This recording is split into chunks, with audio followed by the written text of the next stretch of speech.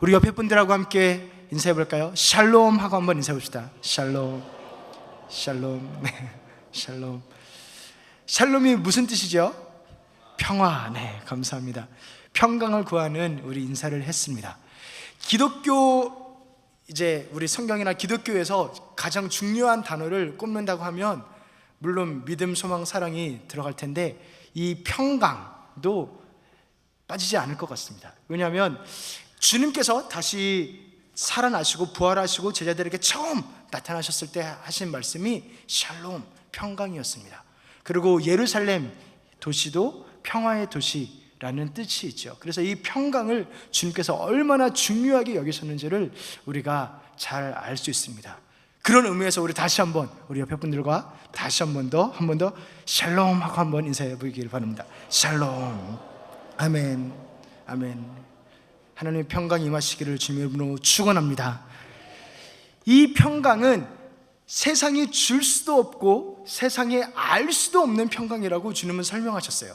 우리 요한복음 14장 27절 말씀, 요한복음 14장 27절 말씀, 네, 제가 읽겠습니다. 평안을 너희에게 끼치노니 곧 나의 평안을 너희에게 주노라. 내가 너희에게 주는 것은 세상에 주는 것과 같이 아니하니라. 너희는 마음에 근심하지도 말고 두려워하지도 말라. 이렇게 주님께서 평안을 끼치는데 이것은 세상에 주는 것과 같지 않다라고 말씀하십니다. 나의 평안을 준다라고 이야기합니다. 세상에 주는 잠깐의 얄팍한 그런 편함과는 다른 것입니다. 이 세상이 말하는 스트레스 해소법, 제가 100가지를 이제 찾아봤는데 100가지 리스트가 나오더라고요. 그 중에 3개를 한번 읽어보겠습니다. 세 가지인데 이렇게도 이야기합니다. 자신의 숨소리에 잠시 귀를 기울여 보라. 그러면 스트레스가 해소가 된대요. 혹은 종이에 솔직한 심정을 적고 구겨서 버린다. 그러면 이제 스트레스가 해소된대요. 제가 가장 재밌었던 것은 1부터 10까지 세라. 그리고 거꾸로 10부터 1까지 세라. 이게 스트레스 해소법입니다.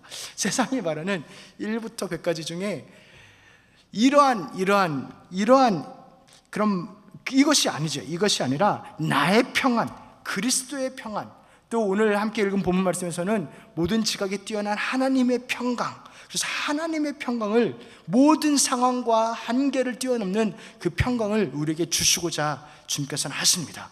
흔들리지 않는 평안. 그래서 우리 내 영혼 평안해, 내 영혼 평안해, 그 찬양, 내 평생에 가는 길, 이런 그 찬양에서도 이 평강이 나오는데요, 이 찬양이 만들어지게 된 배경이 이렇습니다. 변호사인 스패폴드라는 영국인이 미국에 와서 사업을 열심히 했어요.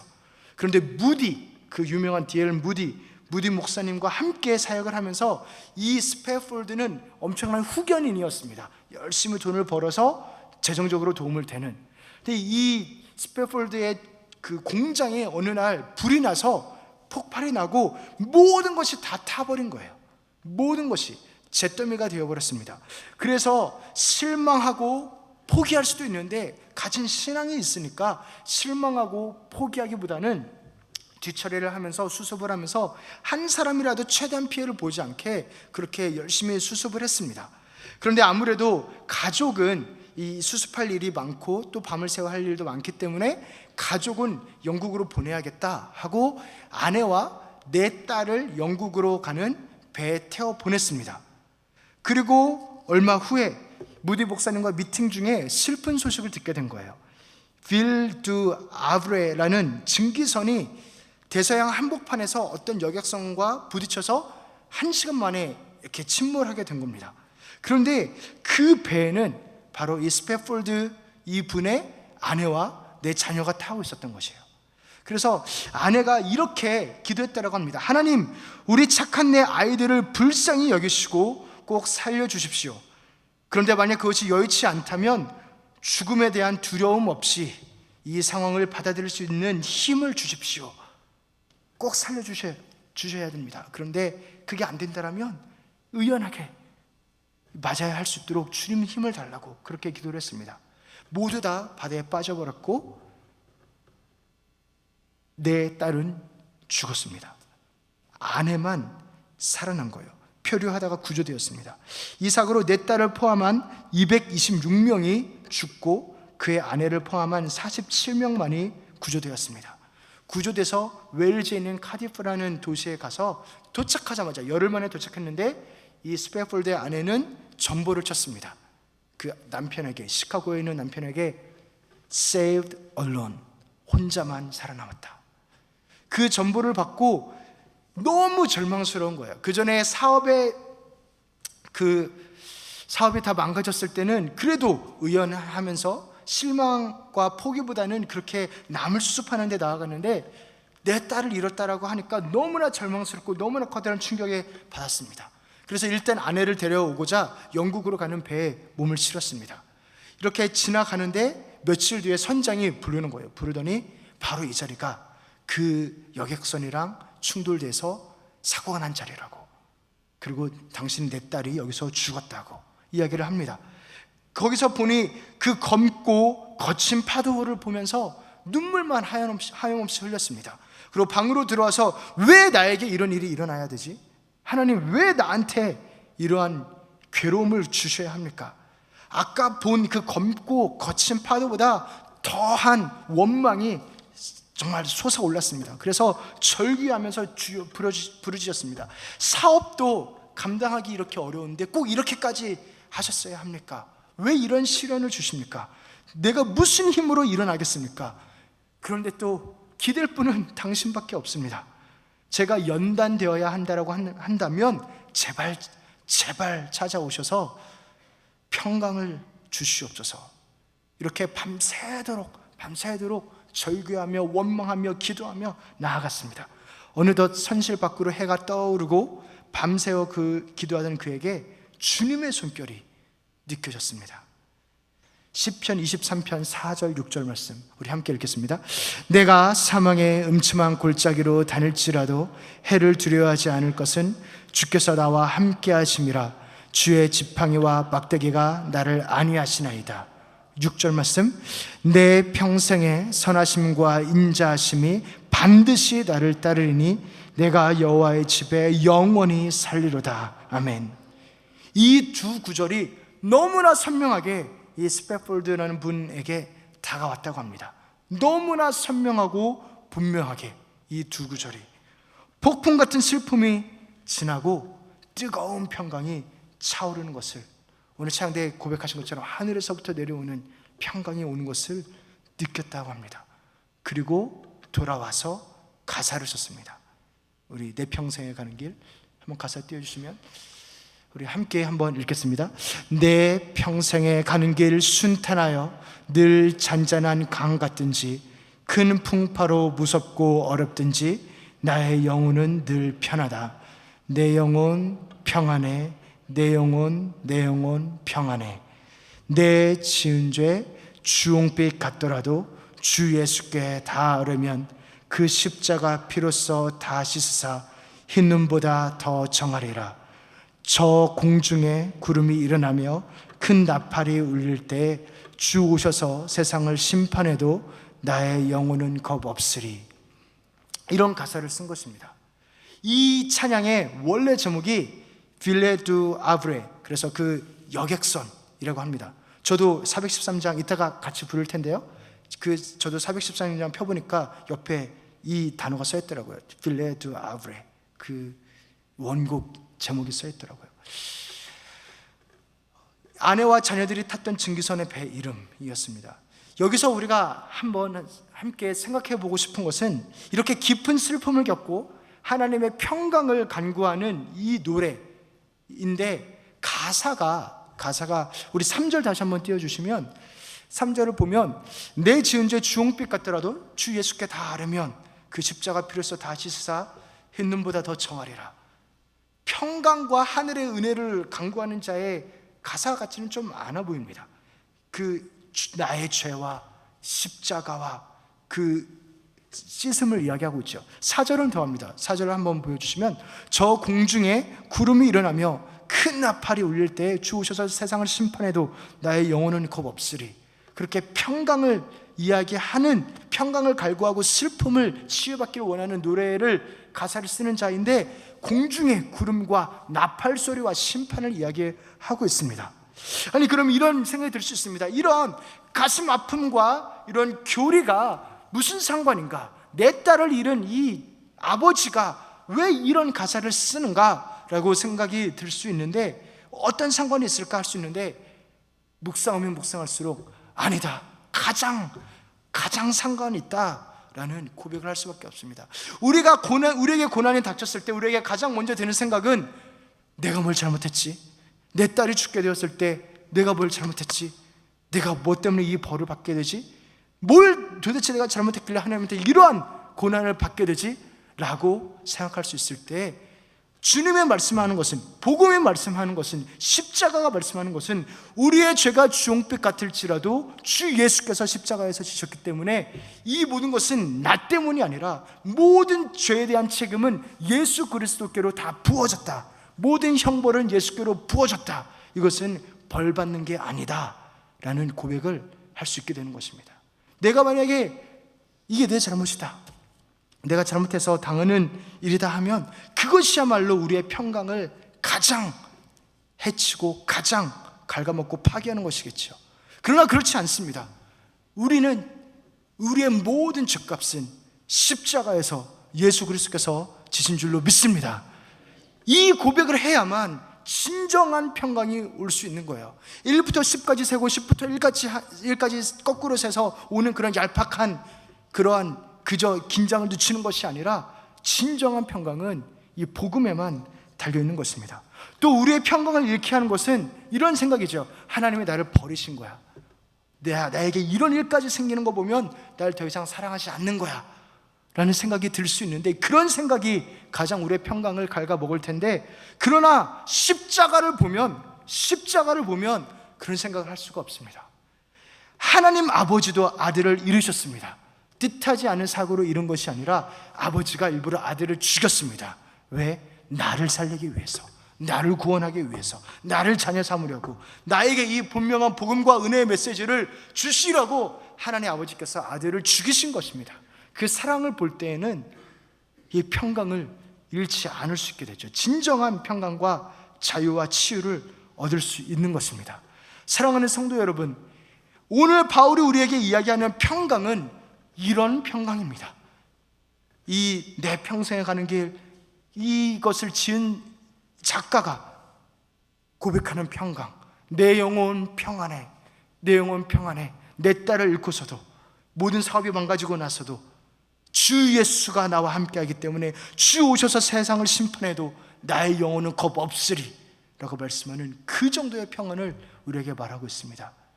모든 지각에 뛰어난 평강, 하나님의 평강, 그 평강이 우리에게 하늘로부터 임하기를 간절히 기도합니다.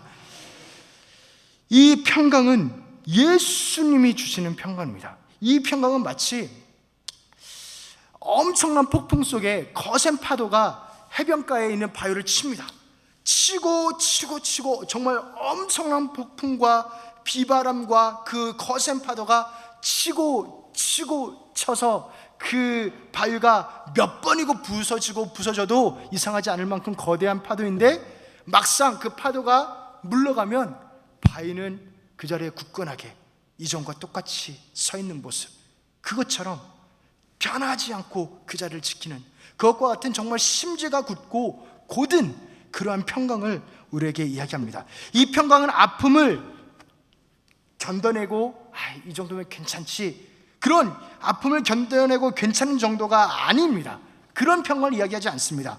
걱정이 없다라는 그 정도의 평강이 아닙니다. 그러한 부재, 무언가가 없는, 걱정이 없는 부재에서 오는 평강이 아니라 하나님이 우리와 함께 하시는 하나님의 임재에서 오는 평강인 줄로 믿습니다. 그 평강을 우리에게 주시기를 원하시는 것입니다. 이 평강은 심지어 기뻐하라라고도 말씀하십니다. 우리 4절, 우리 빌립보서 4장 4절 말씀에 우리 함께 읽겠습니다. 주 안에서 항상 기뻐하라. 내가 다시 말하노니 기뻐하라. 아멘. 우리 이 평강에 대해서 그리스도가 주시는 모든 지각에 뛰어난 하나님의 평강을 7절에서 이야기하는데, 그 4절에서는 항상 기뻐하는 것이라고도 그렇게 표현을 합니다. 또한 이 평강은 세상적으로 잘 놀라지 않고 잘 긴장하지 않고 잘 그렇게 담대한 그런 사람들이 가지고 있는 그런 평강이 아닙니다. 배우는 평강이에요. 배우는 삶을 통해서, 연습을 통해서, 하나님의 말씀을 통해서 배워진 평강이라고 주님은 말씀합니다. 그것을 빌립보서 4장 12절에 이렇게 이야기합니다. 우리 12절 말씀 함께 읽겠습니다. 나는 비천에 처할 줄도 알고 풍부에 처할 줄도 알아 모든 일 곧 배부름과 배고픔과 풍부와 궁핍에도 처할 줄을 아는 일체의 비결을 배웠노라. 배웠다라고 이야기합니다. 말씀으로, 경험으로 살아가면서 하나님을 경험하면서 이 평강이 있구나, 정말 이것은 흔들리지 않는 진짜 평강이 있구나를 배워가는 것입니다. 그런데 이 평강을 어느 정도의 평강까지 우리가 배우기를 주님이 원하시냐면 그 목표가 여기에 있습니다. 바로 다음 구절 13절입니다. 우리 13절 함께 읽겠습니다. 내게 능력 주시는 자 안에서 내가 모든 것을 할 수 있느니라. 아멘. 내게 능력 주시는 자 안에서 모든 것을 할 수 있다라고까지 고백하는 그 평강으로 우리를 인도하시고자 하시는 것입니다. 그렇다면 우리가 무엇을 배우고 무엇을 연습하고 무엇을 알아야 할까요? 말씀은 세 가지를 이야기합니다. 첫 번째로는 감사함으로 아뢰라 라고 이야기합니다. 우리 6절 말씀 함께 읽겠습니다. 아무것도 염려하지 말고 다만 모든 일에 기도와 간구로 너희 구할 것을 감사함으로 하나님께 아뢰라. 아멘. 기도와 간구, 기도와 간구, 특별히 하나님을 하나님 되게 하는 기도, 하나님의 그 성품과 그 크심에 맞는 하나님만이 하실 수 있는 그 기도를 구하는 것, 그리고 불쌍히 여겨달라는 기도. 주님은 모든 것을 하실 수 있습니다 라고 고백하면서 동시에 나에게는 아무런 주님이 기도를 들어줘야 될 자격이나 조건이 없습니다. 그러니 주님이 만약에 나를 불쌍히만 여기시면 모든 것을 하실 수 있겠나이다. 주님이 한 말씀만 하시면 모든 것이 바뀔 수 있겠나이다. 그 고백, 그 불쌍히 여겨달라는 그 기도, 은혜를 부어달라는 그 기도를 해야 한다라고 말합니다. 간구와 기도. 우리가 기도하지 않으면 교만과 그리고 또한 착각이 우리를 지배하지만 기도하면 하나님이 일하시는 줄로 믿습니다. 기도하면 하나님이 일하십니다. 그런데 또한 어떠한 기도를 하라고 하냐면 감사함으로 기도하래요. 아무것도 염려하지 말고 다만 모든 일에 기도와 간구를 하고 기다렸다가 기도가 응답이 되면 감사해라 라고 말하지 않고 기도와 간구를 하고 너희 구할 것을 감사함으로 하나님께 아뢰라 라고 이야기합니다. 감사가 기도 응답이 와야 감사하는 것이 아니라 감사함으로 아뢰라는 것입니다. 왜 어떻게 이렇게 미리 감사할 수 있을까요? 왜냐하면 하나님은 모든 것을 합력하여 선을 이루시는 분인 줄로 믿기 때문입니다. 하나님은 모든 것을 합력하여 선을 이루시고 그분의 사랑은 다함이 없고 그분은 나를 너무나 사랑하시고 하나님은 크시고 하나님의 지혜를, 하나님의 섭리를 믿기 때문에, 모든 것을 믿기 때문에 미리 감사할 수 있는 것입니다. 우리 로마서 8장 28절 말씀 함께 읽겠습니다. 하나님을 사랑하는 자 곧 그의 뜻대로 부르심을 입은 자들에게는 모든 것이 합력하여 선을 이루느니라. 아멘. 한 전도사님은 기도 인도를 할 때, 보통 저는 기도 인도할 때 회개합시다 아니면은 성령님의 은혜를 인도하심을 구합시다, 저는 그렇게 기도 인도 맨 처음에 하거든요. 근데 어느 한 전도사님은 기도 인도할 때 하나님이 이렇게 이루실 것을 감사합시다, 먼저 그 감사 기도로 기도 인도하는 것을 보았습니다. 그분의 고백으로는 이런 기도 제목들이 있는데 감사를 먼저 하면 또 감사할 일이 생긴다는 거예요. 감사하면 감사가 습관이 되면서 감사할 일이 생기고 더 깊은 하나님의 감사를 누리게끔 하나님이 인도하신다라는 그 고백을 들었습니다. 사랑하는 성도 여러분, 이 감사가 우리의 습관이 되기를 소원합니다. 감사의 기도가 모든 지각에 뛰어난 하나님의 평강을 누리는 연습을 하는 거예요. 하나님의 신실하심, 하나님의 크심, 하나님의 위대하심, 그 지혜로우심을 믿기 때문에 아무 일이 일어나지 않았어도 미리 감사할 수 있는 것이거든요. 그 감사의 기도를 우리의 것으로 만들기를 주님의 이름으로 축원합니다. 두 번째로는 생각하라 말씀합니다. 생각하라. 우리 빌립보서 4장 8절 말씀 함께 읽겠습니다. 끝으로 형제들아 이것들을 생각하라. 이것들을 생각하라고 이야기합니다. 이 생각하라는 단어는 헬라어로 로기조마이입니다. 로기조마이. 여기서 라직, 논리를 이야기하는 라직이 여기서 어원이 나왔죠. 생각해보면 이렇게 생각하는 것, 라직걸리 따지는 것, 이것이 되게 중요한 것을 보입니다. 내 영혼 평안에, 우리 내 평생에 가는 길에서도 십자가 사건, 내 죄가 주홍빛 같을지라도 십자가로 인해서 나는 안전하다. 그러한 하나님이 우리에게 정말 말씀하시고자 하는 복음의 핵심 혹은 교리라고 이야기할 수 있는 부분들을, 그것들을 이야기합니다. 1, 2, 3, 4절에 1절은 폭풍이 몰아치고 그러한 표현을 있지만 2절에서는 저 마귀가 나를 삼킨다, 3절에서는 십자가 사건, 4절에서는 마지막 영생과 심판, 그렇게 복음의 핵심들을 다룹니다. 이 복음의 핵심들을 생각하면 그때 더더욱 확신이 드는 것입니다. 하나님이 나를 위해서 무엇을 하셨는가? 하나님께서 나를 어떠한 존재로 바라보시는가? 하나님이 나를 어떻게 생각하시는가? 하나님이 결국 우리에게 주시고자 하는 세상은 어떤 세상인가? 생각하고 묵상하고 알수록 더욱더 믿음과 평강이 생기는 것입니다. 정말 의미 있는 선물은 볼 때마다 그 사람을 생각하게 하죠. 그 사람의 정성과 사랑, 인격과 기도, 그 얼마나 위하는지 그 마음들이 선물을 통해서 보입니다. 선물을 통해서 보입니다. 우리 요한일서 4장 18절 함께 읽겠습니다. 사랑 안에 두려움이 없고 온전한 사랑이 두려움을 내쫓나니.